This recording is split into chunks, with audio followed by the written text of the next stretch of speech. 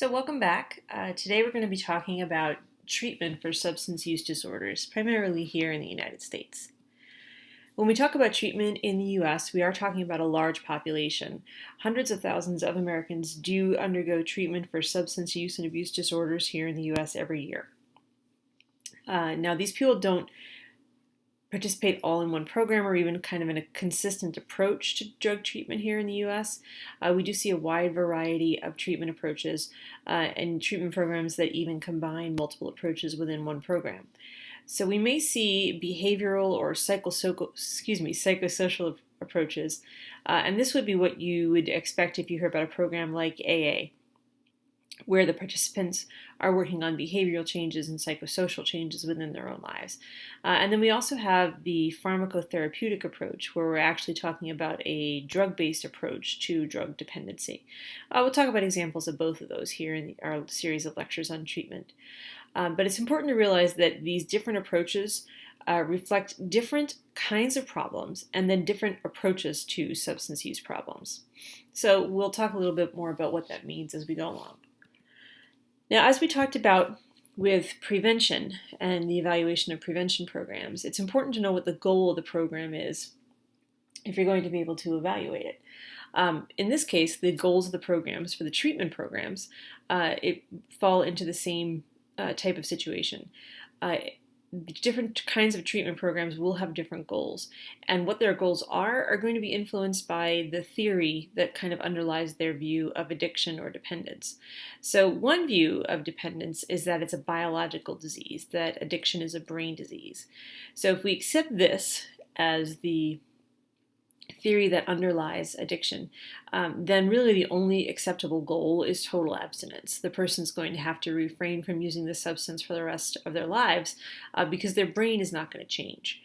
So then the sort of the flip side of that is that substance abuse and dependence has a place on a continuum of usage. So if we think about alcohol as a socially acceptable drug, then there are many people who have a healthy relationship with alcohol, who are able to have a drink or two or sometimes more in an occasional setting.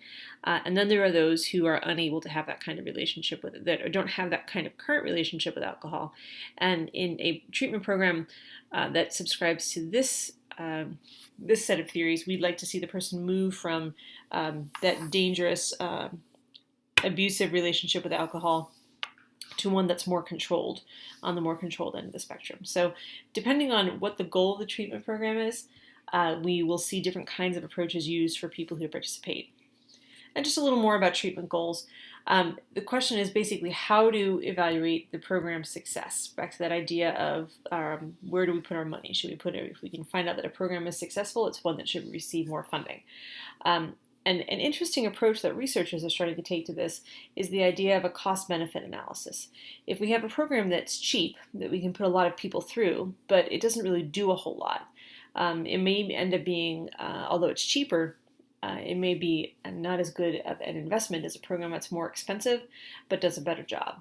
So what we're looking at when we're trying to balance these cost-benefit analyses is the cost of the treatment that the person goes through versus the potential savings to society based on their increased potential for employment, basically being able to support themselves, and then the decrease in crime after treatment that they may experience.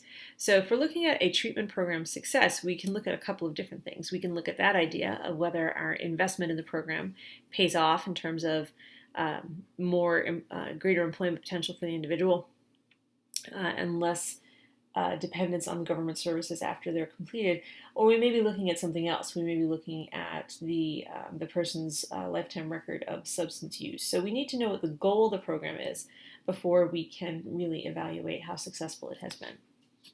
So we're going to talk about a couple of specific treatment programs, and we're going to start with one of the most famous, Alcoholics Anonymous, or AA. If you're not familiar with the organization, it does have a loose national structure. It's not like a kind of a franchise approach where everybody does things the same way. It has been around now for almost 100 years. It was founded in 1935, and it's in basically local groups. Here in Las Vegas, there are quite a few actually chapters of AA.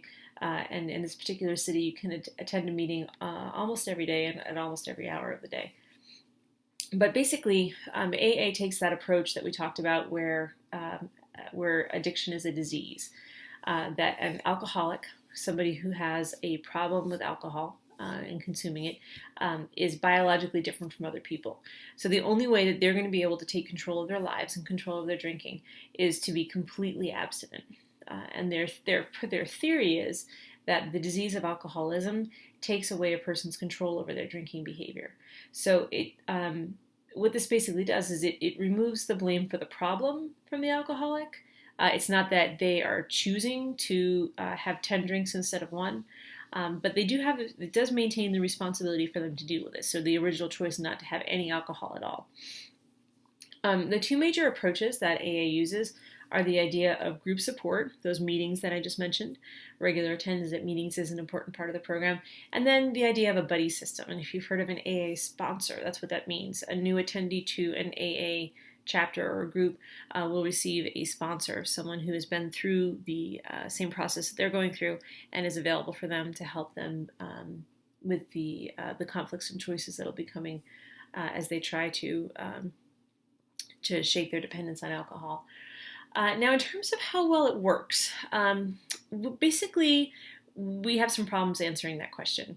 Formal evaluations, where people get, we take a group of people who are starting treatment with AA and look at how well they do in terms of their subsequent behavior. They haven't been very positive, but it can be very difficult to pick the right group to start with. Many of the studies that have been done with AA have actually been done with people who were referred to AA through a court system. So these may not be the people who were most positive about their participation in AA. They really didn't get to choose to go. So if we look at their outcomes and say they weren't very good, we're not necessarily talking about the quality of the AA program as a whole. We're talking about its effectiveness with people who have court-ordered referrals. And it actually has not been very positive for that particular group of people. Now, if we're looking at an idea of how to evaluate this entire group, this group approach of AA that we use, it might be a better question to ask, which types of drinkers are most likely to benefit from AA? So instead of looking at whether people who are referred from court successfully complete the program and are able to remain abstinent from alcohol, maybe we should be looking at whether that's a group of maybe young adults or young African American adults or middle-aged white males or some particular group, seeing whether or not those people might be in a better position to benefit from the AA program.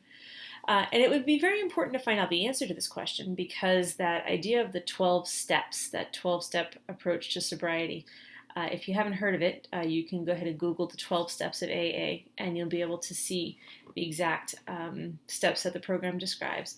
That idea of the 12-step model is actually used by many other programs here in the United States. Some high-profile ones include the Betty Ford Center in Hazelden, and these are some very high-profile rehab facilities here in the United States who are using this program, when the fact is that we don't actually have very good data about whether this program works well or not. So we're going to wrap up the first of our treatment lectures with that information on AA, and I'll be back shortly to discuss motivational enhancement therapy.